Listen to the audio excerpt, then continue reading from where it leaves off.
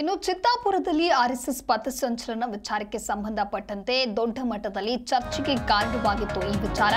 ಇವತ್ತು ಕಲಬುರಗಿ ಹೈಕೋರ್ಟ್ ಪೀಠದಲ್ಲಿ ವಿಚಾರಣೆ ನಡೆಯಲಿದೆ. ಕೋರ್ಟ್ಗೆ ಶಾಂತಿ ಸಭೆ ವರದಿಯನ್ನ ಜಿಲ್ಲಾಡಳಿತ ಸಲ್ಲಿಸಲಿದೆ. ಶಾಂತಿ ಸಭೆಯನ್ನ ಕೂಡ ಮಾಡಲಾಗಿತ್ತು. ಆ ಶಾಂತಿ ಸಭೆಯಲ್ಲಿಯೂ ಕೂಡ ಸಾಕಷ್ಟು ಆಕ್ರೋಶ ಭುಗಿಲೆದ್ದಿತ್ತು. ಇನ್ನು ಪಥಸಂಚಲನದ ಕುರಿತು ಇವತ್ತು ತೀರ್ಮಾನ ಮಾಡುವಂತ ಸಾಧ್ಯತೆ ಇದೆ. ಆರ್ಎಸ್ಎಸ್ಗೆ ಕಾನೂನು ಬಲ ಸಿಗುವಂತಹ ಸಾಧ್ಯತೆಗಳು ಕೂಡ ಹೆಚ್ಚಾಗಿ ಕಂಡು ಬರ್ತಾ ಇದೆ. ಹಾಗಾಗಿ ಇವತ್ತು ಮಧ್ಯಾಹ್ನ 2:30ಕ್ಕೆ ಹೈಕೋರ್ಟ್ ಪೀಠದಲ್ಲಿ ಇದರ ವಿಚಾರಣೆ ಆರಂಭ ಆಗುತ್ತೆ. ಅಕ್ಟೋಬರ್ 28ರಂದು ಶಾಂತಿ ಸಭೆಯನ್ನ ನಡೆಸಿರೋದ್ರ ಕುರಿತಂತೆ ಹೈಕೋರ್ಟ್ ಪೀಠಕ್ಕೆ ಕಲಬುರಗಿ ಜಿಲ್ಲಾಡಳಿತದಿಂದ ವರದಿಯನ್ನ ಸಲ್ಲಿಸಲಾಗುತ್ತೆ. ಜಿಲ್ಲಾಡಳಿತದ ವರದಿಯನ್ನ ಆಧರಿಸಿ ಆರ್ಎಸ್ಎಸ್ ಪಥಸಂಚಲನದ ಕುರಿತು ಇವತ್ತು ತೀರ್ಮಾನವನ್ನ ಕೈಗೊಳ್ಳಲಿದ್ದಾರೆ. ರಾಜ್ಯ ಸರ್ಕಾರ ಸರ್ಕಾರಿ ಸ್ಥಳಗಳಲ್ಲಿ ಸಂಘ ಸಂಸ್ಥೆಗಳ ಕಾರ್ಯಚಟುವಟಿಕೆಗಳಿಗೆ ಬ್ರೇಕ್ ಹಾಕುವಂತ ಆದೇಶವನ್ನ ಏನ್ ನೀಡಿತ್ತು, ಆ ಒಂದು ಆದೇಶವನ್ನ ಧಾರವಾಡ ಹೈಕೋರ್ಟ್ ಏಕಸದಸ್ಯ ಪೀಠ ತಡೆ ನೀಡಿತ್ತು, ಮಧ್ಯಂತರ ತಡೆಯನ್ನ ನೀಡಿತ್ತು. ಹಾಗೆ ತಡೆಯಾಜ್ಞೆಯನ್ನ ಕುರಿತು ಇವತ್ತಿನ ವಿಚಾರಣೆಯಲ್ಲಿ ಪ್ರಸ್ತಾಪ ಆಗುವಂತ ಸಾಧ್ಯತೆ ಇದೆ. ಈ ಕುರಿತಂತೆ ಮತ್ತಷ್ಟು ಮಾಹಿತಿಯನ್ನ ನೀಡಲಿದ್ದಾರೆ ನಮ್ಮ ಪ್ರತಿನಿಧಿ ಸಿದ್ದು ಸಾತಿಹಾಳ್ ದೂರವಾಣಿ ಸಂಪರ್ಕದಲ್ಲಿ.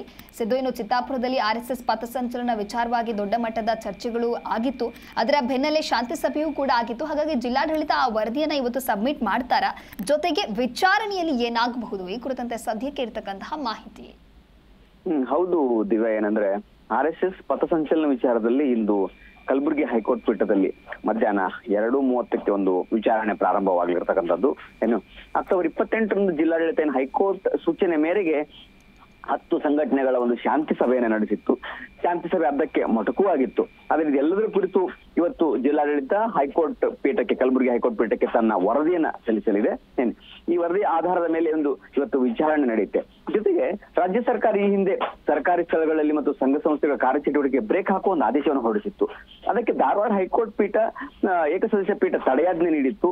ಆ ವಿಚಾರ ಇಲ್ಲಿ ಪ್ರಸ್ತಾಪ ಆಗುವ ಸಾಧ್ಯತೆ. ಈ ಒಂದು ತಡೆಯಾಜ್ಞೆ ಏನಿದೆ ಇದು ಆರ್ಎಸ್ಎಸ್ಗೆ ಇವತ್ತು ವರವಾಗುತ್ತಾ ಅಥವಾ ಇದರಿಂದ ಏನಾದ್ರೂ ಆರ್ಎಸ್ಎಸ್ಗೆ ಕಾನೂನು ಬಲ ಸಿಗುತ್ತಾ ಅಂತಕ್ಕಂಥ ಪ್ರಶ್ನೆ ಕಾನೂನು ತಜ್ಞರಲ್ಲಿ ಇರತಕ್ಕಂಥದ್ದು. ಹೀಗಾಗಿ ಇವತ್ತಿನ ವಿಚಾರಣೆ ತುಂಬಾ ಮಹತ್ವವನ್ನು ಪಡೆದುಕೊಳ್ಳುತ್ತೆ. ನವೆಂಬರ್ 2ಕ್ಕೆ ಏನು ಆರ್ಎಸ್ಎಸ್ ಪಥಸಂಚಲನ ಚಿತ್ತಾಪುರ ನೀಡಲಿಕ್ಕೆ ಅನುಮತಿ ಸಿಗುತ್ತಾ, ಮತ್ತೆ ಮುಂದಿನ ಡೇಟ್ ಅನ್ನೋದು ಹೈಕೋರ್ಟ್ ನೀಡುತ್ತಾ ಅನ್ನೋದು ಸಾಕಷ್ಟು ಕುತೂಹಲ ಮೂಡಿಸಿದೆ. ದಿವ್ಯಾ, ಸಿದ್ದು ಸಾತಿಹಾಳ್ ಹೇಳ್ತಾ ಇದ್ರಿ, ಹಾಗೆ ಮಧ್ಯಂತರ ತಡೆಯಾಜ್ಞೆಯಿಂದ ಸರ್ಕಾರಕ್ಕೆ ಒಂದ್ ರೀತಿ ಭಾರಿ ಮುಖಭಂಗವಾಗಿತ್ತು. ಹಾಗಾಗಿ ಇವತ್ತು ನಡೆದಿರುವಂತಹ ವಿಚಾರಣೆಯಲ್ಲೂ ಒಂದು ವೇಳೆ ಇದೇ ತರ ಆದ್ರೆ ಸರ್ಕಾರ ಮುಂದೆ ಯಾವ ರೀತಿಯಾದಂತಹ ಕ್ರಮವನ್ನ ಕೈಗೊಳ್ಳಬಹುದು ಅಥವಾ ಅವರ ಮುಂದಿನ ಪ್ರೊಸೆಸ್ ಏನಾಗಿರ್ಬೋದು?